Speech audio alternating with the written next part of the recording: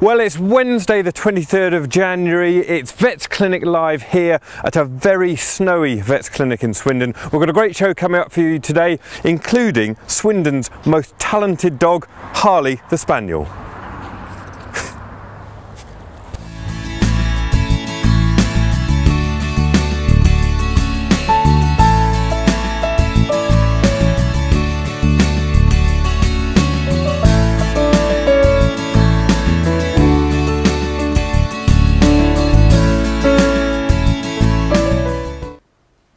Yes, hello, and it's certainly a lot warmer in here than it is outside. Welcome to Vets Clinic Live with me, Joe Inglis. And me, Adrian Caunter. We haven't got Jez this week. Last week you did without me. This week Jez is having trouble getting to us because of the snow, despite the fact he drives a great big 4x4, so what else can we say? But Jez is on his way. He might put in an appearance by the end of the show. But I hope you're all well wherever you are, you're not getting too snowed in.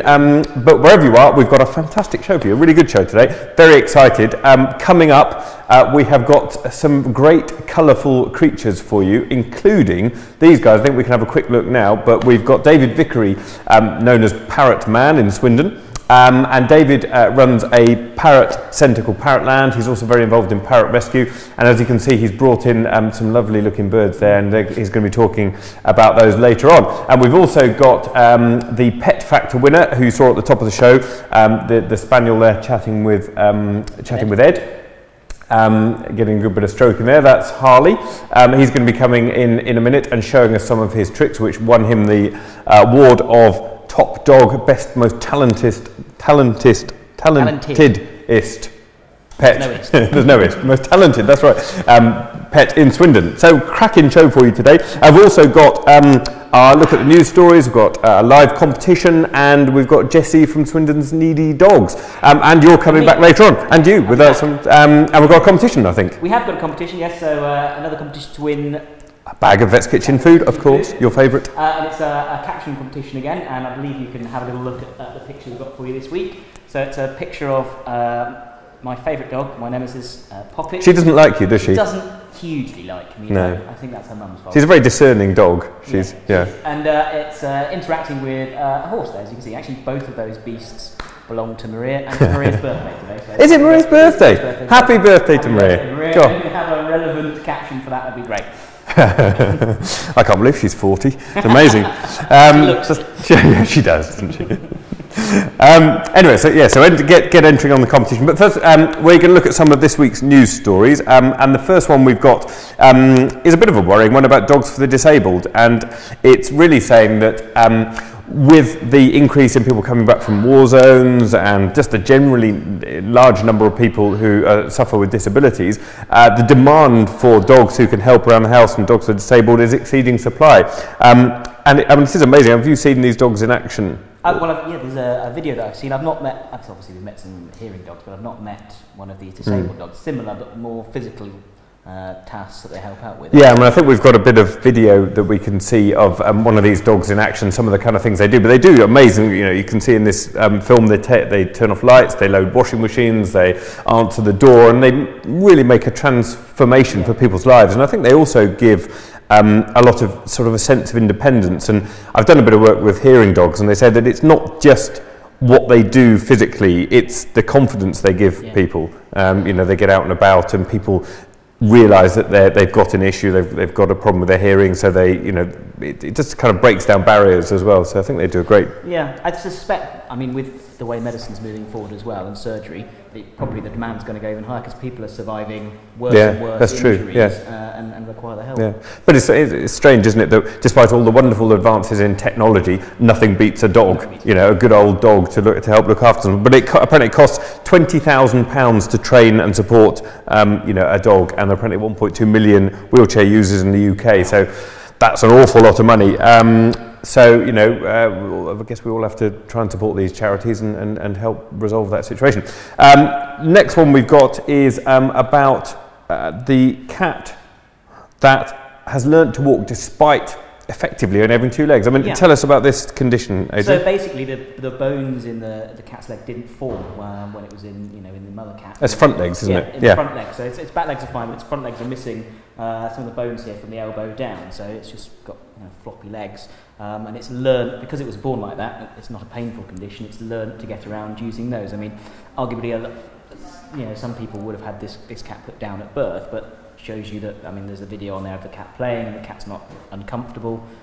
So you think it's a reasonable thing to have kept that cat alive? It seems to be coping very well. I think that it probably would have been a reasonable decision as well to euthanize it, but I don't think that would have, it's not a welfare issue to euthanize them because there's no suffering involved there, but clearly the cat's adapted very well to that, and that's absolutely fine too. Is that a very rare condition? Not something I've come across. Have you come across it? I had come across it once before in a rabbit. It was just rehomed recently at my last practice to one of the vets there. Very similar, missing the bones in the front leg, but very happy little bunny. It was dumped on the doorstep to the vets, and it's been rehomed. It's absolutely fine. Great. Well, it's a very positive story, isn't it? A way that despite something like that terrible happening, this kitten's obviously found a really good home and is doing well. So that's great.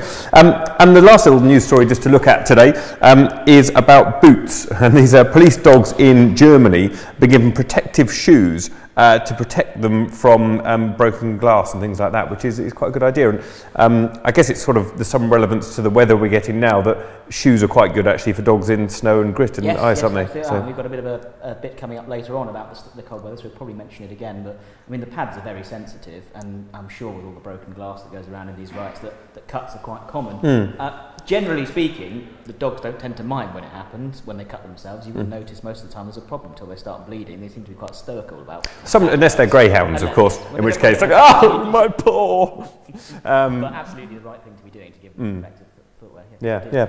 Good. Well, that's a quick look at news stories. It'd be great if you get in touch. We're on Facebook as always, so let us know your thoughts on any of the news stories. And don't forget to enter our caption competition, which should be up on Facebook. So you can get your thoughts in for this picture of Maria's dog, Poppet, with her horse, and let us know what would be a good caption for that. As I said, coming up in the show, we're going to meet some fantastic feathered friends. We've got a load of parrots coming in. But coming up next, we've got our Pet Factor winner. And this was our competition that's been running for the last month.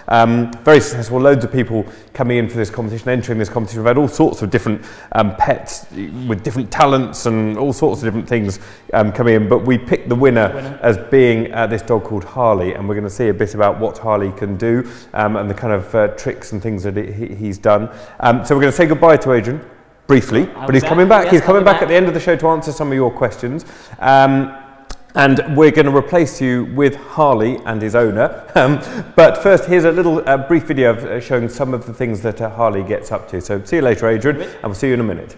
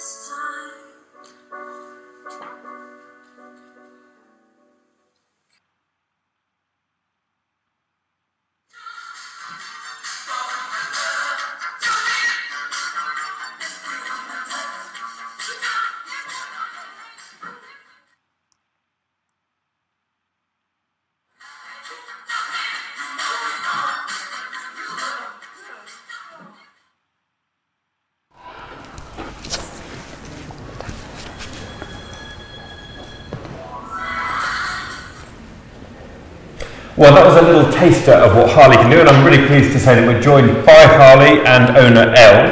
Yeah. That's written down as Elle, which I thought was a bit of a strange name, but Ellen makes a lot more sense. Ellen, sorry, we missed the That's okay. We've called Harley Harvey already today, so we're not doing very well on names, really, are we? But no, Sue, we're not. Right, but tell me about Harley, because amazingly enough, having won this competition, you told me this morning that he's actually your first dog. He is, yes. I had had to wait to the grand old age of 54 before I got a dog. Yeah, it's my first dog because I was pretty terrified of them most of my life. And then I decided to get over myself, and we had one. So I went to books and CDs and everything to find out how to bring up a dog. So I had to literally learn things that most people had learnt in childhood. Right, so you did it all by the book and decided particularly to teach him tricks, or just sort of that was a byproduct of the sport you were doing anyway? It's more of a byproduct really. I could see that he was clever and that he could do things. And then my husband bought me a book at Christmas, the Christmas before last, 101 dog tricks. How many has he mastered? As many as I've wanted him to, really. Some of them were a bit risky, I think, and a bit advanced, I guess. But we did a few of those, and then we started looking at YouTube and looking at videos. And I kind of decided that if other dogs could do it, he could do too. And how old is he now? He's 18 months. Right, so he's learnt all that in his first 18 months. Yep. And as well as teaching him these things just for the fun of it, he actually he gets involved in the community and uses them to good effect, doesn't he? Yeah, sure. Yeah. We take him into retirement homes locally. Right. And he does a little routine to music and then goes around and sees all the residents and just lolls on them. So it's a bit like being a pat dog, but a bit more active. Yes. Yes, it's a pat dog with a bit of entertainment in it, I suppose. And we've done a special needs school, and he's in the local village panto. It's good to use that training not just for the entertainment of yourself and him, but to actually do some good out there in the community as well. I mean, it's because people love having a dog there doing funny things, and it puts a smile on their face, doesn't it? It does, and when he gets it, when he doesn't do the trick, that's equally as funny, really. If you ask him to jump and he just sits and looks at you, you'd say, "Not today, Mom." Well, should we see what kind of mood he's in now? Yeah, sure. So I think we're going to attempt a live demonstration of some of Harley's tricks. So we're going to see what he can do for us. So take it away, Ellen. Come here. Let's just take your collar off. Good boy. Right. What you going to do, eh? You're going to heel. Good boy. That's a good boy. Weave. Good boy. Good boy. Brilliant. Look at that. Good boy. Good boy. Round. Middle. Good boy. Back, back, back, back, back, back, back, back, back, back. Turn around. Come here, baby. Harley, twirl. Good boy. Gonna spin. Good boy. Down. Lie down. Roll over. Stay. That's his kind of play dead, kind of. Don't forget, you're gonna do a jump. Jump. Jump. Good boy. Jump. Whee! Good boy, don't call him Springers for nothing, do they? That's a real Springer Spaniel. And sit. Beg. Good boy, wait. Good boy, yeah. Wow, that was fantastic. Well done, Harley. He's brilliant, isn't he? That's very impressive for 18 months in. I mean, that's great. And well, that's why he's been crowned the Pet Factor Swindon winner, which is great. So we had lots of competition and lots of entries. But we felt just the combination of the moves he could do, plus the fact that the good work that he does in the community means he's a very deserved winner. And we were going to get you a nice trophy, but we thought instead we would just give you the prize of coming here to Vets Clinic for free for the next year. Thank you. Instead of spending the money on a flash trophy, we give Harley all the veterinary care he needs. So the prize is he can come here and we'll look after him for the next year and keep him in good shape. So many congratulations, and thank you ever so much for coming in and bringing Harley in and demonstrating his tricks. And perhaps we can come back when you've taught him some new things. Yeah, sure, love to come back. Get an update on his progress, and best of luck with all of his work he does in the community. Thank you. It's great to see. So thank you ever so much. We've got such an action-packed show with all sorts of lovely animals today, but we've got David Vickery from Parrot Land. And he's going to be coming in with some of his feathered friends to talk about his work in parrot rescue. But before we just meet David, we've got a short clip showing that some of the challenges that are faced in the parrot world and the issues that I have with parrot trafficking. So we've got a little video about what's going on at the moment out in Paraguay. Traffickers in Paraguay just before Christmas are recovering at a national park. The blue-fronted Amazons, which are native to South America, are valued by pet collectors for their bright feathers and their ability to mimic human speech. Experts think many of the young birds were snatched from their nests to be sold on the black market, where they can fetch more than $2,000. The intention is to reincorporate them into nature in what we call natural conditions. We estimate that in a month some will be able to be released under the care of technicians. It is a big effort for the Environment Ministry. Many of the birds are in sad shape, losing feathers where they were transported in the poacher's truck. Scientists treating the birds have to be careful to prevent viruses and bacteria getting into their system. They'll eventually be moved to a specially designed aviary, which they can leave voluntarily when they're ready to head back to the wild. Traffickers in Paraguay just before Christmas are recovering at a national park. The blue-fronted Amazons, which are native to South America, are valued by pet collectors for their bright feathers and their ability to mimic human speech. Experts think many of the young birds were snatched from their nests to be sold on the black market, where they can fetch more than $2,000. The intention is to reincorporate them into nature in what we call natural conditions. We estimate that in a month some will be able to be released under the care of technicians. It is a big effort for the Environment Ministry. Many of the birds are in sad shape, losing feathers where they were transported in the poacher's truck. Scientists treating the birds have to be careful to prevent viruses and bacteria getting into their system. They'll eventually be moved to a specially designed aviary, which they can leave voluntarily when they're ready to head back to the wild. Traffickers in Paraguay just... Well, that was a little video just showing the scale of some of the challenges, and I'm delighted to be joined by David Vickery and, sorry I didn't get your wife's name, and Jill, and some of your fantastic looking parrots. So, so tell me, David, tell me about these birds that we've got here to start with. Birds we've got here, 3 of them are rescue birds. That's the 2 macaws and the little Nande conure there. These are all birds I've rescued in my own right. And Billy is our own bird. We bought Billy some years ago. He's an umbrella cockatoo. And obviously, looking at them, they've got some obvious issues with feather plucking. I mean, particularly these 2. Yeah. And is that something that's is very common in birds that have been through a traumatic time and ended up being rescued? Yes, it is. What's happened with both of these is their owner's circumstances changed, as it does in life. They bought the birds when they were at home all day. They then had to go back to work, and the birds were left on their own all day. Having been used to company, they get bored, and the first thing we do is pet their feathers. And how big an issue is in the bird keeping world? You know, neglect, people abandoning animals, because we're so aware of it with things like dogs and cats, but possibly less aware of it in more exotic species. There are people, not so much abandoning them, it does occasionally happen, but there are people putting them into rescues. And we find, particularly at the moment, a lot of cases, people have got birds, they find they need expensive vet treatment and can't afford it, so they put them into rescue. Okay. So a lot of the birds that we take on in Birdline, which is who I work for, actually come in needing veterinary care. So tell me about this Birdline then. This is a rescue association? Yeah, Birdline Parrot Rescue. It's a rescue association. We take on about 1,000 birds a year, so that's on average 3 a day. Which is sort of all species, from sort of from the small ones, to macaws. Yeah, that's right. Yeah. And that's not you personally taking on 1,000. No, that's across the country. Yeah, across the country. It's a nationwide thing. I myself, because I started rescuing birds in my own right, and I filled up, as it were. I've got 21 birds of my own now. And is that just at home? Yes, that's just at home. Yeah. And do you have an aviary, or do these just no? Live around? They're all indoors. They're all around the house, and they're all out of their cage all day. And you know, it's just mayhem, really. But it's fun. Sounds like it. Yeah. I'm retired, so I'm home all day. So that's your real focus in life, is looking after those birds. Yeah, it is. And Parrotland, is that right in saying that's the Swindon sort of branch of the association? No, that's my own personal website, Parrotland. I am an ACO for the North Wilts and South Gloucestershire area, including Bristol, and I've got a panel of just soon to be 14 safe houses, which now I'm responsible for. Safe houses perform a very valuable role in the organisation, and any birds we take in get put to a safe house.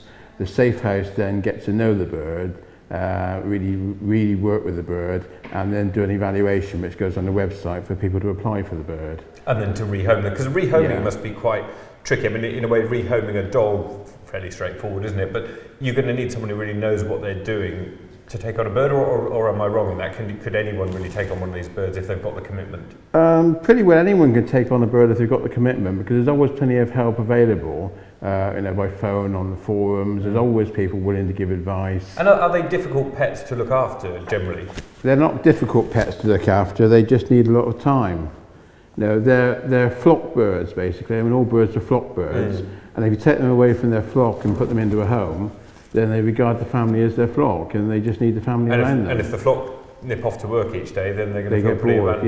Yeah. And once they start plucking their feathers, as these two have done, this one near the top and that one all down her chest, in a lot of cases it becomes habitual. Then it's just like biting your nails, and it's very difficult to stop. And we see this in a lot of animals that are in stressful situations. They'll do what's called a stereotypic behaviour, like feather plucking, or with horses you get when they do the sort of weaving or the crib biting, and you see in zoos, you see animals, the leopards and things pacing up and down. So it's a very similar kind of thing, isn't it? Very similar. Yeah. And what about other sort of more physical health problems? I mean, we were talking earlier about aspergillosis. And poor old Billy here. We woke up a week ago, went down and got him out of his cage, and he was wheezing quite badly. So I planned to get a nebulizer out and put him on a nebulizer for half an hour. But in the time it took me to get the nebulizer, I wasn't happy. He seemed to be getting worse. So we rushed into an avian vet. We put a telescope down his throat, and he's got aspergillosis, which is a fungal growth. I mean, it's a fungal growth that we see in all animals, really. I mean, it's something that affects horses and all sorts of things. So, and in birds, it particularly causes these upper respiratory tract infections. That's right. Birds have got a very sensitive respiratory system and very narrow tubes, and a bit of fungal growth there can block the tube, which is what happened with Billy. He's actually got a plastic tube in through his ribs on his left-hand side to help him breathe, and he's been on a fairly expensive drug to help reduce the fungal growth. And in general, would you say parrots and other exotic birds are expensive to look after? I mean, you talked about going to a specialist avian vet, and I think that's really paramount to their care. But does that mean that everything costs a lot? It does, but to be honest, I've not insured any of my parrots because I generally find that the very rare occasion I need to take them to an avian vet, now I can fund it out of my own resources. I mean, obviously. So you say that you don't need to take them that often to the vet, but when you do, I guess it can get quite expensive. Yeah. I mean, it's 1,200 quid for Billy this time, so, so it's quite a bit, but it saves his life, and he's part of the family, so we're his flock, and they're my flock as well. And what about just looking in a broader context? We saw in the film earlier about the issues with parrot trafficking and the abuses that go on out there in other countries. Is that something you're involved with or aware of? No, because it didn't affect us in the UK very much, because we've now got a total ban on imported birds except for pet birds. So you can import a bird that's already is a pet, but any wild caught birds you can't import. No, it's a total ban in the UK and in fact in most of Europe. And do you still get birds sort of coming in despite that, or? Occasionally you get some that are smuggled in, but it's reducing. However, that was in Paraguay on the film, and the birds are taken across the border into North America, and it's easy then because they're just bunged in the back of a van, all crammed in cages, and just driven, whereas obviously to get them into the UK, you've got to sort of, It's a bit more, you can't really hide a parrot in your luggage, can you? No, that's right. I mean, it's an interesting sort of problem, but coming back to them as pets then, I mean, and from a veterinary perspective, viewers with a very long memory will remember a long time ago in this Vets in Practice series, one of the very first cases I did was chasing some parrots around somebody's house trying to clip their nails. And it was quite a comedy sketch in the end. We ended up chasing these parrots around, trying to get them off the ceilings, everything to trim their nails, and it was a bit of a bloodbath by the end of it. So I guess you need to have vets who know what they're doing. But do you do a lot of that kind of stuff yourself at home? Yeah. Clipping of nails we do myself, and I've got a vet nurse daughter who specialises in avian and exotic, so she helps as well. She's pretty good. And the routine things we do, as I say, ourselves in-house. Going back to aspergillosis, if I can just touch on it though, the most common cause of aspergillosis is poor quality seed. And right. So it's husbandry and feeding and that's right. In this day and age, we all want to save money, so we all go out and buy the cheapest seed, and that's often a false economy. Well, it's the same with lots of things, isn't it? You get what you pay for, and I think with lots of exotic animals, their health really boils down to their environment and their feeding. It's not generally sort of you know, exotic health problems. It's quite mundane things caused by food or humidity or temperature, isn't it? Yeah. But it's, anyway, it's a fascinating discussion, and thank you ever so much for coming in, David, and for showing us these beautiful birds. And if people want to get more information about the work you do and perhaps are interested in taking on a rescue parrot, where would they be best to look? Just Google Birdline Parrot Rescue, and that'll take you right where you want to go. Brilliant. Lovely. Okay, well, we're going to be joined by Adrian shortly. We were hoping to be joined by Jessie from Swindon's Needy Dogs, but it looks like she's been caught in the snow. But before we get on to Adrian, we've got a few entries for our caption competition. We've got Hazel has said, "Slow down, mate, I've only got little legs." Caroline has said, "Work from behind, work from behind." The new Pessoa Adon. New Pessoa Adon? It's a training something. It's a training age he's got on, sorry. Right, okay, what, the horse? The horse, I'm sorry, I don't know anything about horses. Gail has said, "And hot on the heels comes little Gigi." Sarah said, "Run, horsey, run." And Mindy has said, "Catch me if you can, little doggy." Yay! Which is great. So what we're going to do is we're going to quickly play the little video of the Swindon's Needy Dogs. Chaos here. We're going to go to a video which is the Swindon's Needy Dogs video, which is of this week's dog. We haven't got Jessie, but we're going to play the video of Mac, the dog. So we're going to cut to that, and when we come back, we're going to have Adrian on the sofa.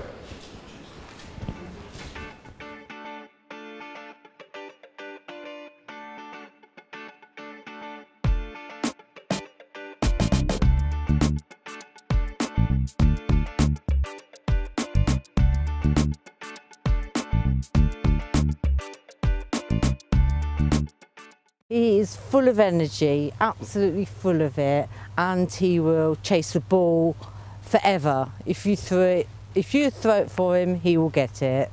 And when we get home, normally he goes to sleep for 4 to 5 hours after an exhaustive chase after the ball, which is really good.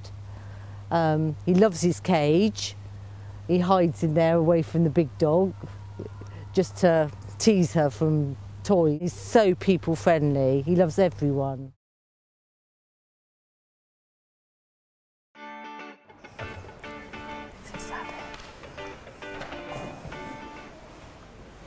Well, that was this week's Swindon's Needy Dogs. If you're interested at all, you can get in touch, swindonsneedydogs@gmail.com. But as Jessie has been unfortunately stuck in the snow, we're going to have Adrian back early, which is great, isn't it? Filling in for everyone this week. You are filling in for everyone. So we're going to talk about some of the questions we've had from people, and also about issues with snow and dogs. We've had another caption coming for our competition from Alison saying, "Oi, come back, it's only the farmers shopping being delivered by Tesco." Is that something to do with Tesco's and horse meat, I wonder? No, we should have something in there on those lines, shouldn't we? So, Adrian, right, we've got a couple of questions here. The first one from Catherine, who said, "We've recently lost one of our kittens due to a car and the cold. Very upsetting. We still have a little girl, and it was her brother. They're only 5 months old. We got two, so they had company, and the gist of the question is, should we get another one to keep the lone cat company? And would we also need to shut the cat flap, although it's not that bad at the time of the year anyway?" Any advice? Thanks. Yeah, I think. Well, I think if you're getting a new cat in with regards to the cat flap, I think you would have to close that. I think you have to let them settle for a couple of weeks before you release them off into the world. There are all sorts of tips for introducing two cats to one another in terms of slowly and how one should do that. But I think when you're dealing with a cat that's only 5 months old, I actually find that they're pretty good at interacting and meeting new cats. So I think if you've got another cat that was of a similar age, then the two would probably integrate quite nicely. There'll still be a little bit of hissing and arguing for a little while, but they will integrate quite well. Do you think it's fair for us to sort of impose that emotion onto people or onto cats of getting lonely? Because cats are sort of by nature solitary hunters. Yeah.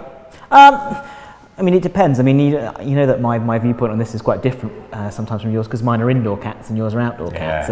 And I think that having the indoor cats, they really do appreciate the company. And I've had a couple of pairs of indoor cats, and they get on very well together, and they play and play fight, etc. And I think that having the two there is crucial, actually. I think if you've got a cat that's going outside and hunting, it's probably less critical to have two cats. I've got two cats at home, and they do seem to love each other's company. So I guess there is something to be said for that.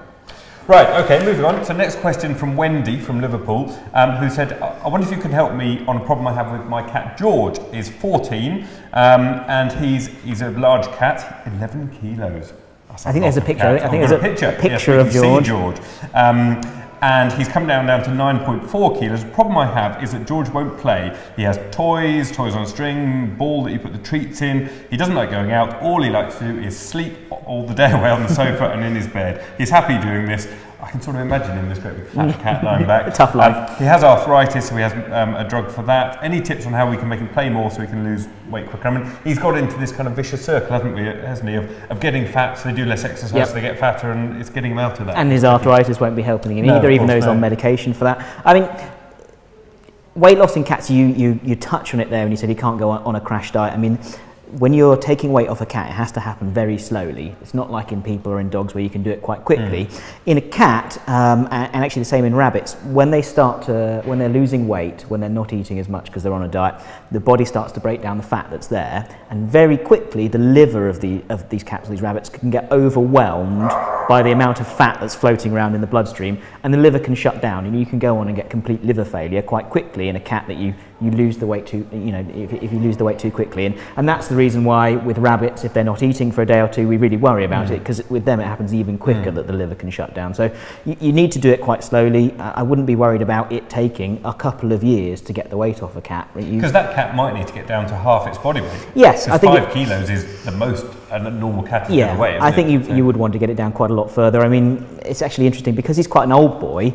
Although he's got the arthritis, which means from that point of view he should lose his weight. Actually, when you get to older age, if you've made it that far without getting a disease like heart disease, like diabetes, which you're more likely to get from being overweight, actually you tend to last a bit longer in the old age if you are overweight, because if you get one of the old animal diseases, so heart disease, kidney disease, thyroid disease, you've got more reserves. Cancer, the same thing. So you're saying actually being really morbidly obese like this cat is bad. It's bad. Actually being a little bit chubby as they enter old age is not the end of the world. No, I wouldn't be trying to get a lot of weight off these guys. He needs to come down further because he's got the arthritis issues. So we need to keep going with him. And I think that if his weight has plateaued and he isn't losing any further weight, then you have got the option there to lower the diet further. I'm not talking crash diet, but if he's not losing weight on what you're feeding him, you can feed him less. It's not that he's losing it too quickly.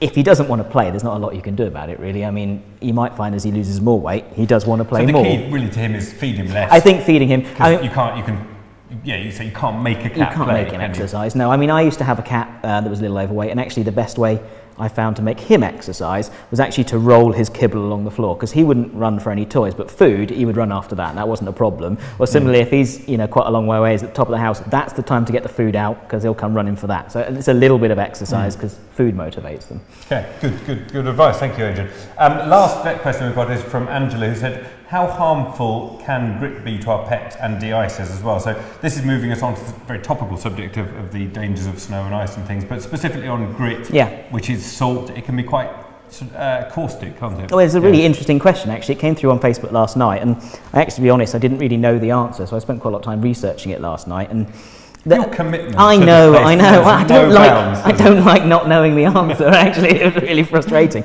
But we don't tend to use so much antifreeze over here with our grit, but some places the two are combined, and that's even higher toxicity, because antifreeze is really bad news. Kidneys will just shut down very quickly, and there's still a lot of antifreeze sloshing around out there currently because everyone's got it in their screen wash, and that'll be running off the cars onto the roads, etc. Mine a couple of years ago suffered from antifreeze poisoning. Well, we assume that's what it was. Just kidneys shut down, and luckily she survived. But it's really unpleasant. It's very nasty, very nasty. But with regards to the grit itself, the salt, actually it can cause salt poisoning if you're licking it off your feet. So if you're licking, if you go for a walk and your feet come back and they're covered in the salt, then if you get too much salt, which kind of sucks all the moisture out of your body. You get salt poisoning, which can cause really nasty signs and can even be fatal. I mean, it causes seizures and things like that. So I think it's very much a sensible idea to be washing your animal's feet off when they come back from going for a walk. Or coming back to these boots that we discussed earlier. Yeah, or boots, absolutely, because I mean, ice burns, you can get ice burns on the feet if you walk out there in the snow for too long. The other thing you can get is those impactions of hard ice and snow in the hair, in the pads, that can then cause bruising and lameness. I've seen a couple of those this week, so I think some boots and washing the feet when they come back is a really sensible idea. And very quickly then, other dangers of snow and ice. I mean, there's obvious ones, of course, like icy ponds. I mean, every year there are dogs that fall through icy through ice. And there's hidden dangers out there. If your dog goes herring across through an icy sort of snowy landscape, they might run into a stone so probably be a bit careful if you're throwing balls and things for dogs to get them to run about.